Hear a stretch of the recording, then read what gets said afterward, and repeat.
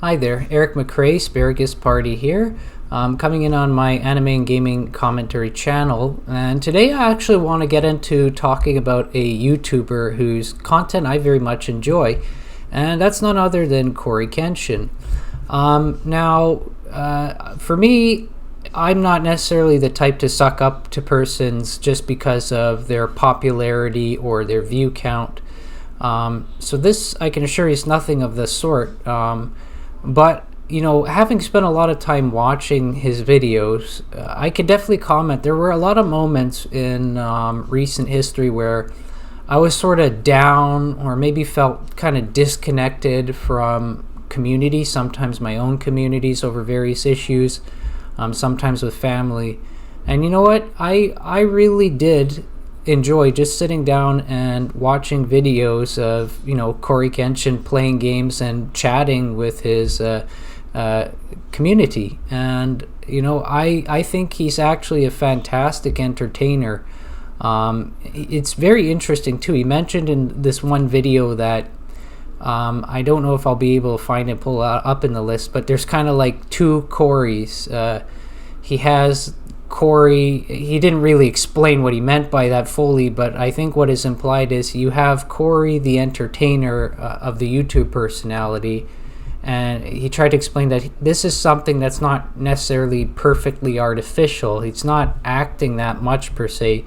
He's just drawing out of another side of himself that does come very naturally. But he's mentioned for his viewership to know that that's not only Cory. There's another Cory, which I think, again, by implication, this would be sort of more serious Cory, more mindful Cory, a kind of Cory that doesn't clown around, so to speak, probably. It's very, very deep, actually, to see him getting a conversation of differences within himself. I think that's, and that's not like an issue, by the way. It's not like somebody would say a split personality disorder. Nothing of the sort. We humans, we do have kind of diverse components of sort of our self-world that help us to function at points and accomplish goals under different stresses or hindrances. It was kind of cool to see him get into some sort of philosophical, but that said, if you're not familiar with CoryxKenshin's videos, I might put in a link in the description or a video clip. Consider checking him out if you're prone to maybe struggling with a bit of depression or feel like you need something to make you have a laugh. He's very good at doing that. I've been meditating putting up some reaction videos on this channel too, and something I want to come up front with CoryxKenshin that's hilarious. As you can probably tell from my videos, if you've been watching them, I try to conduct myself in the most mature manner possible and give you as little personal opinion and as little bias as possible, while not compromising my convictions, my personal convictions. And that's very difficult to do. And it's funny because, like, while I'd ideally like to both be and be perceived as sort of this very mature person, well thought out person, careful, the reality is if I do a reaction video to CoryxKenshin, for example, I will probably be, for all intents and purposes, laughing my ass off on the video. That's how enjoyable these videos are. Like, I was watching one the other day. He has these spooky, scary Sunday videos he does, and they had this very strange video on with something like the concept they had. These ladies were draining their blood into ice, because it's horror movie kind of material, right? They're draining their blood into these ice cube trays, and then there's this old guy with a beard sucking on these ice cubes and licking them up in a very kind of concerning way. And the commentary he gave on that pretty much had me laughing for 15 minutes. I should consider doing, since people like seeing people laugh, maybe I'll do a reaction video on it. And you'll see that I too have another me I can draw out pretty quickly when I'm exposed to the right type of content if I'm not careful. he's the thing that's so cool about Cory as well. It's not just that he's a great entertainer. He's also very humble, and he's also a man of conviction. He hasn't. Imagine there's so much pressure in our culture, for example, against people groups, but especially against in the West. There is a lot of pressure against Christian narrative for a variety of reasons, and sometimes some of those reasons were pretty big things that happened in history, horrible events that happened, various massacres and things like that. But sometimes it's just people being ridiculous and absurd. At the other hand, some kind of senseless, self-serving, sort of anti-theistic agenda. There would be a lot of reason for Cory to not reveal his convictions, yet he openly confesses he has a belief in God, and God according to the biblical definition of, Father, Son, Holy Spirit, Jesus, Son of God. And he's been open about putting biblical proverbs in his videos. So that tells you he doesn't buckle that much, if at all, under pressure. And he should have cause to have a lot of pressure on him, with video views going up to, at times, 14 million, maybe more. That's pretty intense. Yet he goes through this all and all the pressure of it, maintaining a perfectly humble attitude. Like his viewership, he doesn't view you any better or any less as a contributor if you're a Christian or an atheist or a Muslim. He just understands that you enjoy this type of content he produces, and he just keeps on producing it without radically having to change the way he does things to accommodate for people. And this other aspect, talking about what's phenomenal about him, is that he's really worked hard to build what he has. He's been doing this for at least 10 years, starting small and growing and growing and growing. If anything, I think a lot of people, there's always this temptation to sort of covet and envy, and you'd look at someone like CoryxKenshin and you might feel like, why does this guy have this channel? Why does he have this YouTube income? You might feel jealous or envious, but the reality is he built it up for 10 years and worked really, really hard at it. It gives me a lot to think about.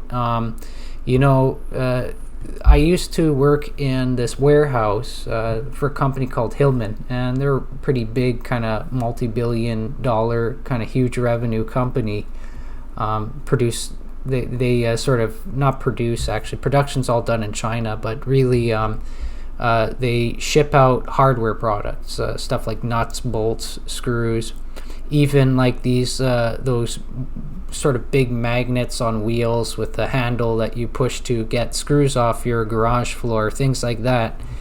And we had this guy named Shane Lindsay who eventually became a supervisor in the company, and I was there working from the days before they had converted to RF scanners and all the newer stuff, and I worked quite extensively with Shane Lindsay. And the cool thing about him was that he had been in that company for quite a long time, maybe 10, 13 years, and he hadn't gotten much raises or even really a big promotion for a long time. And there so many people would feel cynical, like, what the hell's the point of this? I'm going nowhere. No one sees anything I contribute here. Where's the justice in this?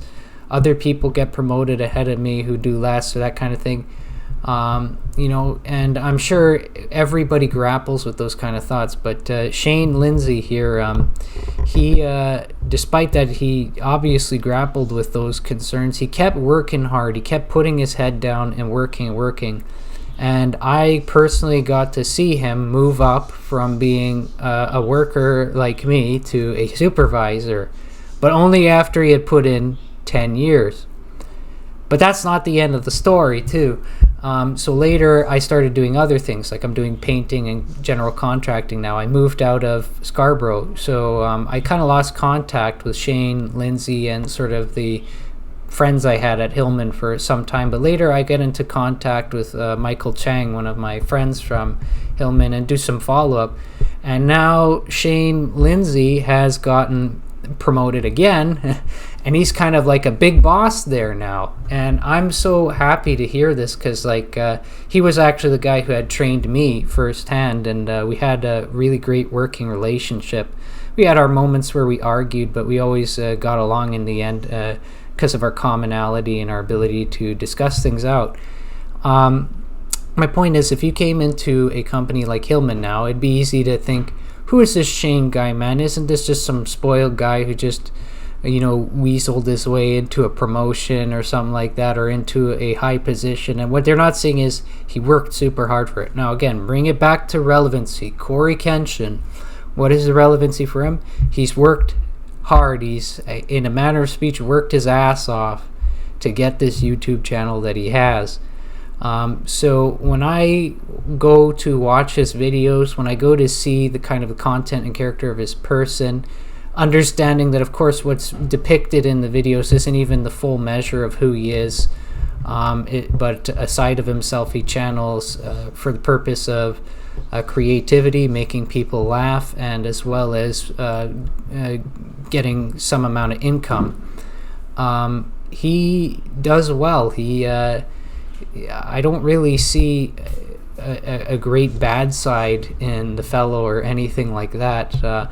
So it's just something I've really enjoyed seeing his success, and I just wanted to share some general thoughts and things that I felt were kind of categorically related on the matter.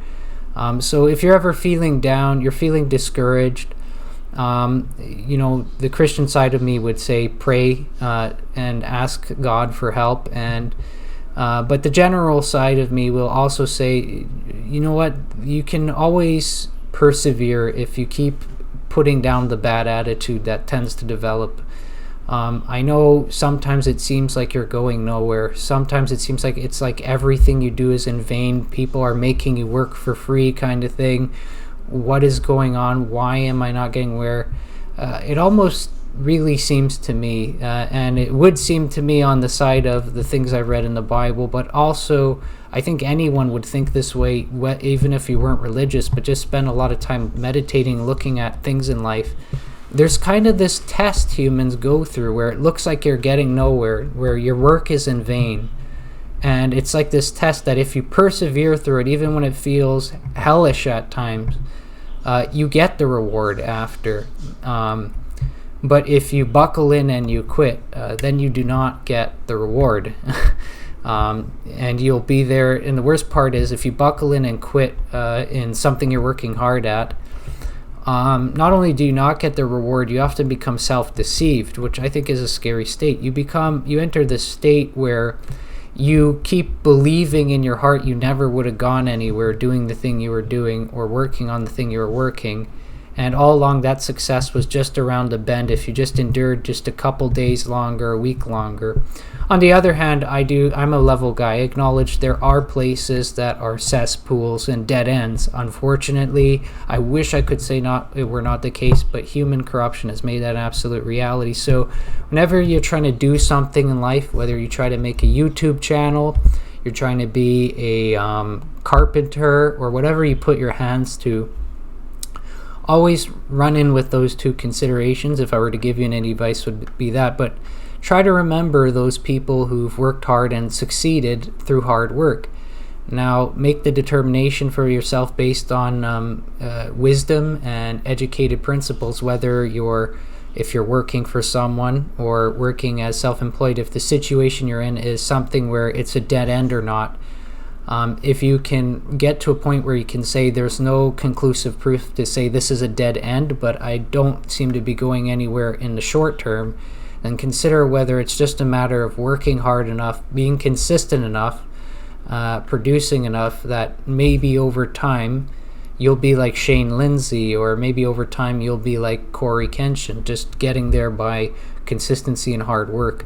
I think that's it for today. I'm definitely considering doing some reaction videos on CoryxKenshin stuff because I find it very humorous, though it'll definitely express a different side of myself. I might have mentioned this earlier in the video. This is going to be an unedited version. I'll just put this up because I'm just trying to get my thoughts out and keep producing content, and I don't always have time to edit it because I'm already getting called by my not my boss, but the supervisor of 565 Sherburne, that they want to get me moving into painting the next apartment unit now. So my time to produce videos is incredibly limited, unfortunately. The time to edit them, beautify them, put in good music and things like that, I don't really have what I wish I could have, unfortunately. So I'll just, with that, I'll end it. God bless you all. Have a great day, and I'll see you in the next video.